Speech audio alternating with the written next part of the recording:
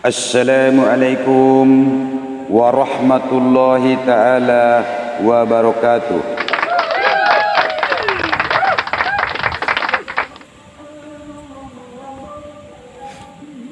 Pertama sekali mari kita panjatkan puja dan puji syukur kehadirat Allah Subhanahu wa taala yang telah memberikan rahmat dan taufik dan hidayah kepada kita semua.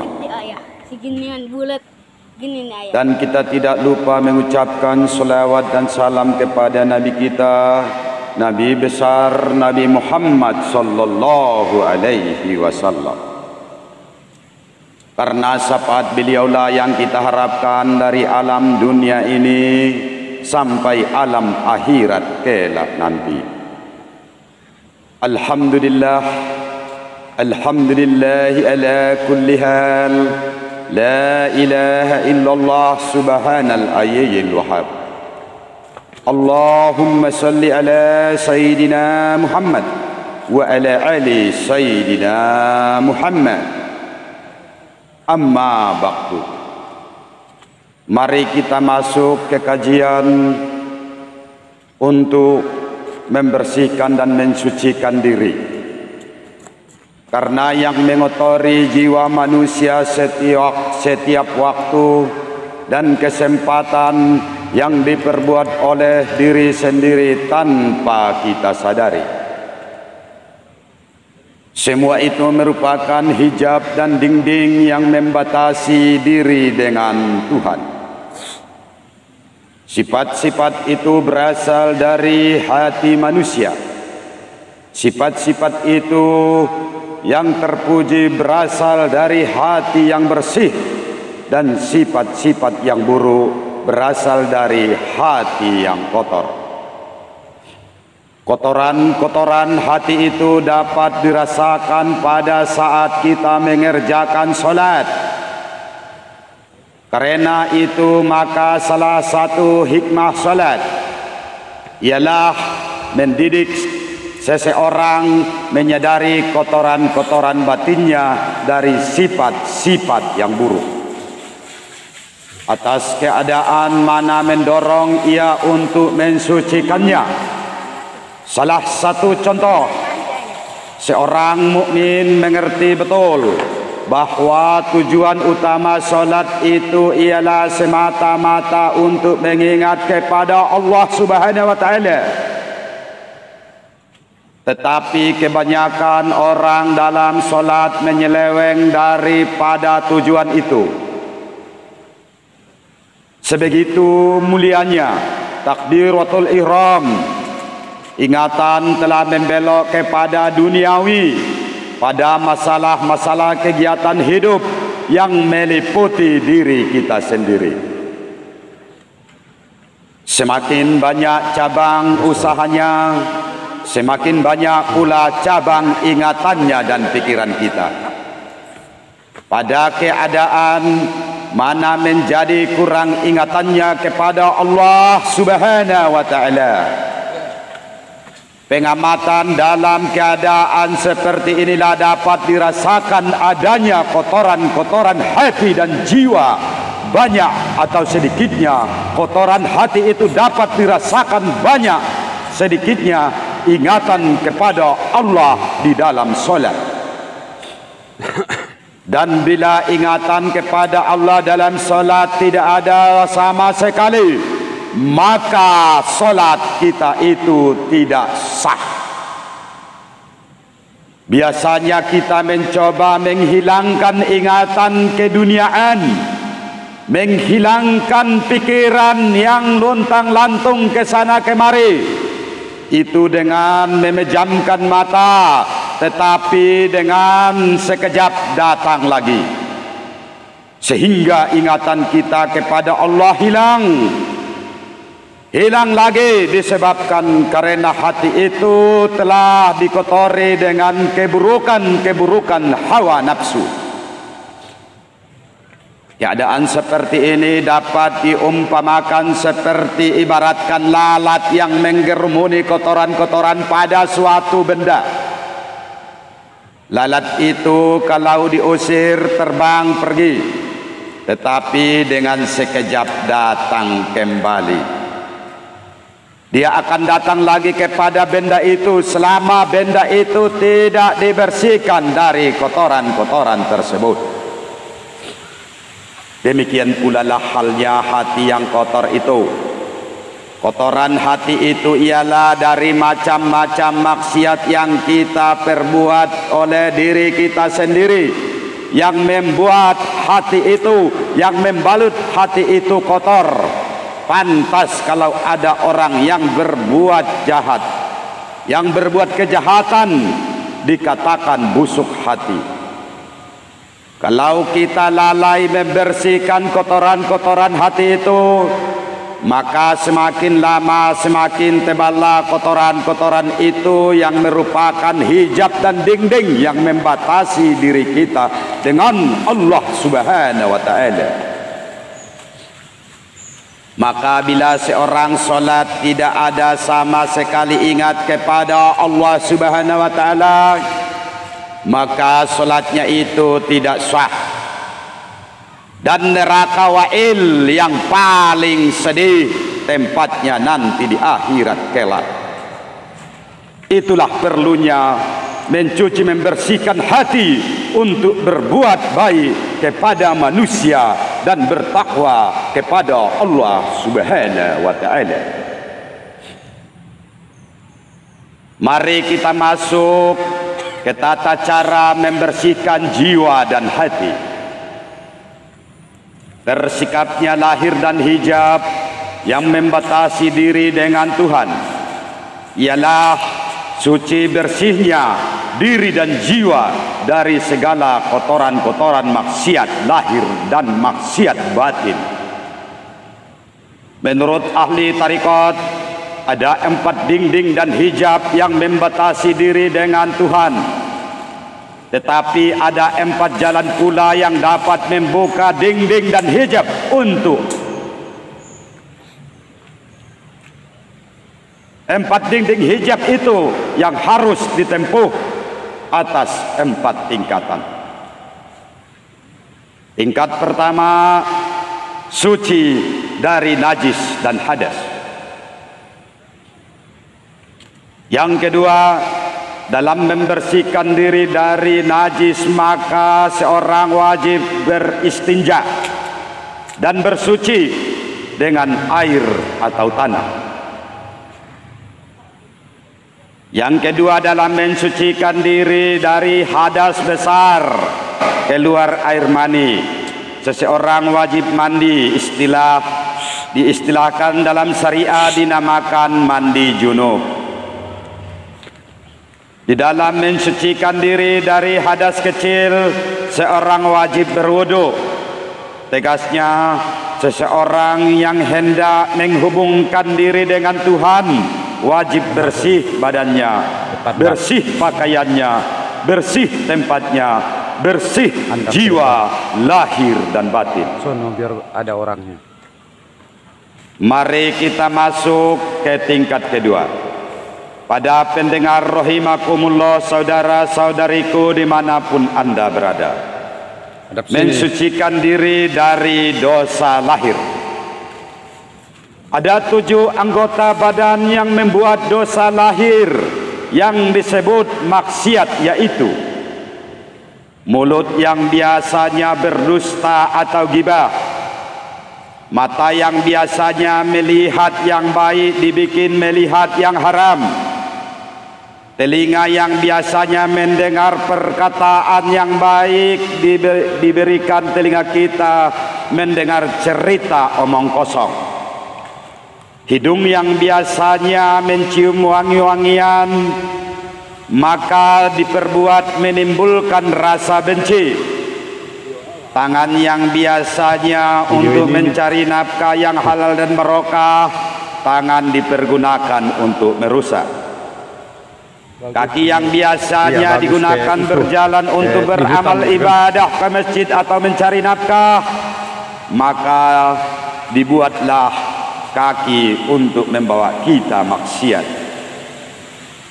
Kemaluan yang biasanya bersahwat atau berzina, termasuk perut biasa diisi dengan makanan-makanan haram. Apabila ketujuh anggota badan tersebut berkekalan terus dalam perbuatan-perbuatan yang terlarang atau maksiat, maka hijab dan dinding yang membatasi dirinya dengan Tuhan tiap tidak terbuka, bahwa pada asalnya segala anggota badan manusia itu dijadikan Tuhan sebagai nikmat dan amanat bagi umat manusia. Oleh karena itu, Imam Al-Ghazali berpendapat bahwa menggunakan nikmat dan amanat Tuhan itu untuk berbuat dosa dan maksiat adalah kejahatan yang terbesar dan kedurhakaan terhadap Tuhan. Bahkan ada yang berpendapat perbuatan seperti itu adalah kekufuran besar. Karena ini dan karena itu adalah maka mata baiknya digunakan untuk memandang alam ini sebagai nikmat dan bukti adanya Tuhan. Telinga digunakan untuk mendengar nasihat-nasihat yang baik, untuk menerima pengertian agama. Mulut untuk mengucapkan zikrullah, istighfar atau membaca Al-Quranul Karim. Tangan untuk mengerjakan hal-hal yang dapat membuat jasa-jasa baik kepada orang dan masyarakat, dan begitu pula kepada bangsa dan negara. Kaki untuk berjalan mencari rezeki yang halal, berjalan untuk mengerjakan ibadah. Kemaluan untuk membuat turunan melalui nikah, seperti perut diisi dengan makanan yang halal. Oleh karena itu, seseorang belum memperhubungkan diri dengan Tuhan, maka ia perlu berwudu. Hakikat daripada wudu itu menurut sabda Rasulullah sallallahu alaihi wasallam, apabila berwuduklah seorang hamba yang muslim lalu berkumur-kumur, maka keluar daripada mulutnya segala kesalahan. Apabila mengisap-isap, membersin-bersin, maka keluarlah dari hidungnya segala kesalahan pula. Apabila membasuh mukanya, maka keluarlah dari mukanya segala kesalahan juga. Apabila membasuh kedua tangannya, maka keluarlah dari tangannya kejahatan-kejahatan, kesalahan yang dilakukan tangan. Apabila ia membasuh kakinya, maka keluarlah kesalahan dari kakinya yang dilangkahkan ke tempat yang tidak diridhoi Allah Subhanahu wa taala. Apabila ia membasuh, menyapu kepalanya, niscaya keluarlah segala kesalahan daripada kepalanya sampai di kedua telinganya. Kemudian adalah perjalanannya ke masjid, dan solat itu sunat bagi atas dirinya. Pada rahimakumullah, mari kita masuk ke tingkat yang ketiga, suci dari dosa dan batin. Ahli sufi menerangkan bahwa ada 7 alat pembuat dosa batin yang dinamakan 7 lataif. Yang pertama, latifatul qalbi, yang berhubungan dengan jantung jasmani, letaknya 2 jari di bawah susu kiri kita. Disinilah letaknya sifat-sifat kemusyrikan, kekafiran, dan ketahyulan, dan sifat-sifat iblis. Untuk mensucikan itu, marilah berzikir sebanyak-banyaknya. Rasulullah sallallahu alaihi wasallam bersabda bahwasanya bagi tiap-tiap suatu itu ada alat untuk membersihkan dan mensucikan, dan alat untuk mensucikan hati. Untuk mensucikan hati itu adalah zikirullah. Di sini orang mengerjakan zikir dengan membaca 5.000 kali dengan kalimat Allah, Allah, Allah. Untuk mensucikan hati itu pada tingkat ini, hati diisi dengan iman, Islam, ihsan, tauhid dan makrifatullah. Yang kedua, latifatul roh. Latifatul roh letaknya 2 jari dari bawah susu kanan, berhubungan dengan rabu jasmani. Disinilah letaknya sifat-sifat bahimiyah, binatang jinak, yaitu sifat-sifat menuruti hawa nafsu. Untuk mensucikan latifatul roh ini ialah berzikir dengan palu sekeras-kerasnya, membaca Allah, Allah, Allah 1000 kali. Mari kita masuk ke latifatul sirri.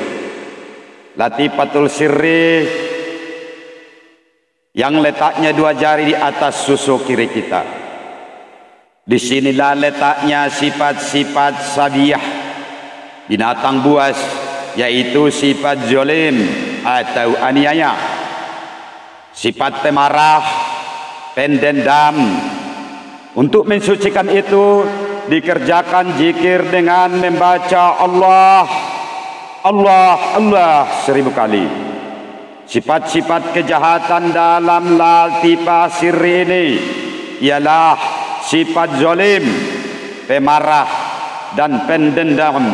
Sifat-sifat kebaikannya ialah sifat kasih sayang dan ramah tamah kepada semua insan. Mari kita masuk yang keempat, latifatul kahfi. Latifatul kahfi letaknya 2 jari di atas susu kanan, dikenderai oleh limpa dan jasmani. Disinilah letaknya sifat-sifat pendengki, khianat, sifat syaitan, sifat syaitoniah. Ini membawa kecelakaan dan kebinasaan dunia dan akhirat. Dalam latifah inilah mari kita berzikir dengan kalimat Allah. Allah dipalukan dengan sekeras-kerasnya sehingga hancur lebur sifat-sifat syaitan itu dengan membaca Allah, Allah, Allah 1000 kali. Dalam pada ini ada 2 sifat. Sifat kejahatan yaitu hasad dan dengki dan munafik. Dan di dalam itu pula ada sifat kebaikan yaitu sifat syukur dan sabar. Mari kita masuk ke latifatul yang kelima. Latifatul ahfa letaknya di tengah-tengah dada berhubungan dengan empedu jasmani. Disinilah letaknya sifat rubaniyah, yaitu sifat-sifat riya, takabur dan sombong, ujub, membanggakan diri dari dan sama dengan memamerkan kebaikan, memamerkan kemampuan diri. Dalam latifah ini diperbanyak zikir Allah, Allah, Allah, sehingga terbasmi habis sifat-sifat yang buruk. Dengan sifat-sifat yang buruk itu semuanya yang hanya membatalkan amalan-amalan baik. Pada latifah ini mari kita baca Allah, Allah, Allah, Allah 1000 kali. Dalam latifah akhfa ini terdapat sifat-sifat buruk yaitu riya, takabur, ujub dan summa. Dan di sini pula terdapat sifat-sifat kebaikan yaitu ikhlas, khusyuk, tadarru dan tafakkur. Mari kita masuk ke latifatun nafsu natiga. Latifatun yang keenam. Latifatun nafsu natiga letaknya di antara 2 kening. Di sinilah letaknya nafsu amarah, nafsu yang selalu mendorong orang kepada kejahatan-kejahatan. Sifat-sifat inilah yang menjadi penghalang besar untuk menciptakan perbaikan masyarakat. Pada latifah inilah diperbanyak zikir untuk membasmi habis-habisan hawa nafsu yang jahat itu. Latifah ini dibaca dengan membaca kalimat Allah, Allah, Allah 1000 kali. Dalam latifah ini ada 2 sifat kejahatan, yaitu banyak khayalan dan panjang angan-angan. Di sini pula ada 2 sifat kebaikan, yaitu sifat tentram dan sifat tenang. Subhanallah. Mari kita masuk ke latifah yang ke-7.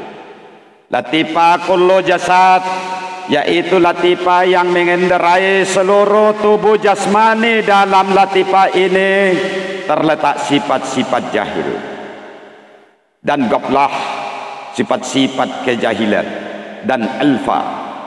Pada latifah ini diperbanyak zikir untuk membasmi habis-habisan sifat-sifat kebedaan dan kelalaian, sehingga mengalirlah zikir di sekujur badan jasmani kita, sehingga tidak ada tempat di dalam tubuh akan sifat-sifat kebedaan dan kejahilan dan kelalaian. Pada latifah kullu jasad ini dibaca dengan kalimat Allah, Allah, Allah 1000 kali. Dalam latifah ini ada 2 sifat kejahatan, yaitu kejahilan, kebedaan dan khaflah dan kelalaian. Dan ada pula sifat kebaikannya, yaitu ilmu dan amal. Pelajaran-pelajaran kajian kita ini tersebut yang telah kita uraikan di atas menunjukkan bahwa di dalam diri manusia itu terkandung unsur-unsur kejahatan dan unsur-unsur kebaikan. Allah Subhanahu wa taala berfirman di dalam Al-Qur'an surah As-Sam ayat 7 sampai 11. Bismillahirrahmanirrahim. Wa nafsin wa ma sawaha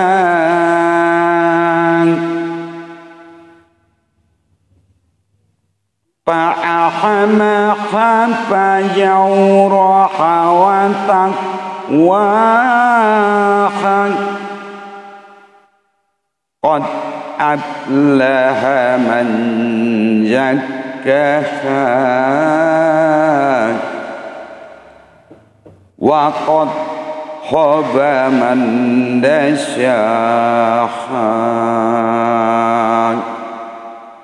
Yang diartikan, demi diri-diri manusia dan Tuhan yang menciptakannya, lalu dimasukkannya bibit kejahatan dan bibit kebaikan. Sungguh bahagialah orang-orang yang mensucikan dirinya, dan celakalah orang-orang yang mengotori dirinya. Sampai di sinilah kajian kita dulu. Pada kajian yang singkat ini, semoga kajian ini bermanfaat kepada kita semua. Tunggu di kajian berikutnya, akan kita lanjutkan dengan mengenai kejahatan dan maksiat menurut Imam Al-Ghazali ala 2 macam. Saya sudahi dulu kajian ini dengan wabillahi taufik wal hidayah. Wassalamualaikum warahmatullahi ta'ala wabarakatuh. Sekian dan terima kasih.